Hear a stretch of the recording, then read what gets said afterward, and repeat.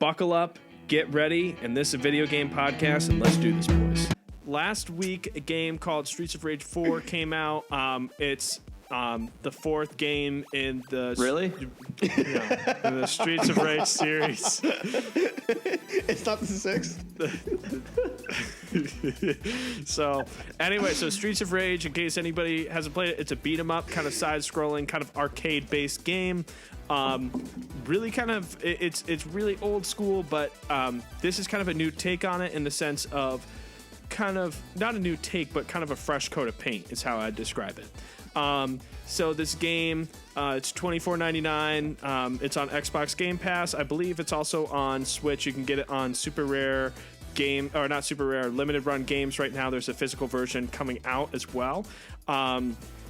For Nintendo. It was a collector's edition too, right? For Nintendo Switch. I believe the collector's edition is probably sold out by now. But anyway, so sitting down to play this, I'm going to be real with you guys. I've never played a Streets of Rage game before. So I've played a lot of beat 'em ups. Billy, you and I played River City Girls. I really like that. Maze, you and I played Mother Russia Bleeds. We all played it. Oh yeah, we all played it. That was pretty good. We never beat it. That was fun. That was a good game. Beat it. That was We gotta fun. go back. That was a funny game. Now and then we all played Simpsons Arcade. Great game. Blue Fox Great Rock and game. Roll. So Shout out to Adam Brown. So now this game I would put at some of the top of the cream of the crop for beat 'em ups. This game, it takes roughly around, I would say, it took me around like 3.5 hours, 4 hours to beat. Give or take, the only reason why is because the last level was really hard. But coming into that, the game is really cool. You start off with these 4 characters.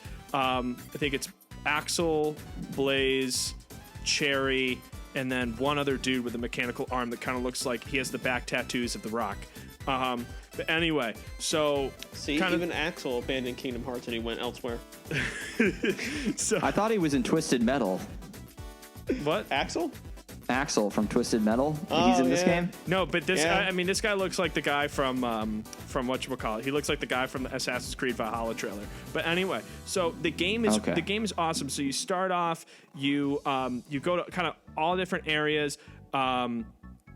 But you start off in the generic streets of this city, and you go to different I think that was the best part about this game, is that every single level was a completely different area, and each level lasted maybe about like 15 minutes, give or take, depending on how many times you died, how many times you want to retry. Granted, every restart, it kind of starts you back from the very beginning of the level. And we'll talk about that in a minute, but every single stage kind of takes you to a different location. You go from streets, you go to sewers, you go to like spas, you go to a kung fu kind of dojo. You're on a boat at one point. One of the coolest levels that you go to, you're on top of a train and you're dodging stuff. You go to I'm not going to spoil the last couple levels, but essentially every level breaks down. It's 15 minutes. There's kind of maybe about 8 minutes or 10 minutes of fighting through kind of like a basic level. Sometimes there's mini bosses kind of scattered in there. And then it always ends with kind of this boss fight, kind of like this big baddie, and you kind of have to learn the move set of that. Now, I thought that was really cool, kind of every level being different. But one thing that is kind of the best part is that every single character, there's 4 characters, one being unlockable halfway through the campaign. I'm not going to spoil it. But the 5 different characters that you can be, each one is completely different. Each one has different special moves. So essentially the main moves that you have obviously the walking button, the grabbing button, so you can grab like knives or crowbars, and then there's a punch button. But there's also a special button. So like the special, it takes part of your health away to use it, but if you kind of trigger that into a combo, you get that health back. So there's a risk and reward kind of aspect to that. And That's kind of cool. And additionally, there's little kind of stars that you find on the level that will give you a super combo, so that each character kind of has like their super, maxed out special, kind of like a Street Fighter kind of special where, you know, if you do the right combo with Ryu, he kind of does his special. Think of a Smash Ball kind of thing. Now every character has a different one. For instance, Cherry, and Cherry's kind of an odd character because she can run. But Maze, wake up. But Wake up. Maze is falling asleep. Morning, darling. I'm going too deep in this. He's just resting his eyes. I'm resting my eyes. Maze, it's like that time in the bar where we got kicked out because you fell asleep. So I was fully awake. So now kind of, I guess I'm boring Maze, but the one thing I would say is every character is completely different. Every character kind of brings their own aspect to the table. Cherry's really cool. Her kind of super move is she has an electric guitar. She can slide. There's also one thing that I really liked is that there's kind of like little, it harkens back to kind of old stuff. I'm not going to spoil it all, but there's like little arcades and you can actually go back into kind of old versions of like Streets of Rage and like fight like an old pixelated bad guy. That's cool. That's So- cool. Now, Tim, do you think that so we played River City Girls, and a big gripe for us was the hitbox for those characters. Like, did you find that the game was a little bit easier to make contact with and more flowy than River City Girls? I loved River City Girls, but that was just one issue that I had, and it really took me out of the game at times. Here's the thing. I think this game does a better job at that, and here's why. I think River City Girls, there are certain parts of River City Girls that require like literally platforming. This game doesn't. Mm-hmm. This game's straight up combat. That room. Remember that room where we're jumping around the toys? Yeah. So That room could burn. I hated that. yeah. So oh like my this God, that is was awful. this is much more kind of just straight combat. I think the exception to that, I think the final boss, not spoiling it, there are sections where, because you're a 2D character on a 3D plane, so there are sections where you're just like you think you hit something and you don't. But for the most part, it's pretty right on the point. One thing to note is that the music for this game is awesome. So if you're playing it, if it's on Switch and you're playing it, grab a set of headphones. Thing is kick-ass. Now, kind of some bad parts. So I talked a lot about the good. I got to bring out the bad parts. I think that one thing that I was thinking, and this is a nitty-gritty thing, is that like there's like the pickups in the game. Yeah, there's knives and you can throw them and they bounce back. But you know, there's no like projectiles. There's no like you can't like pick up a gun. You can't do this.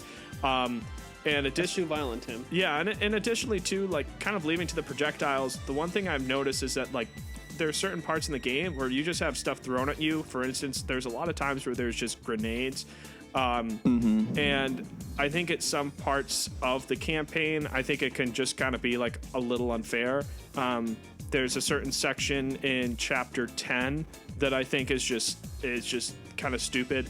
And there's a section in at least the final boss for me, I was like, this isn't even fair. It's just like it kind of hits you into a combo. But they say that you can like tone down the difficulty and then they'll take stars away. Yeah, so it's not. Yeah, so you can tone down the difficulty. So there's that, and that kind of leads to my next point. So there's a couple different game modes. There's like kind of the story. There's arcade. There's battle mode where you can battle against your friends. Obviously, the game is made for 2-player. I played it single player. So in the main campaign, if you lose in the story mode, if you lose a life, you can, you can restart the level and then add kind of, if you're playing in normal mode, like me, you can say like, okay, I want an extra life on this level, but my score is divided by 2, or I want 2 extra lives and a star, and my score is divided by like 4.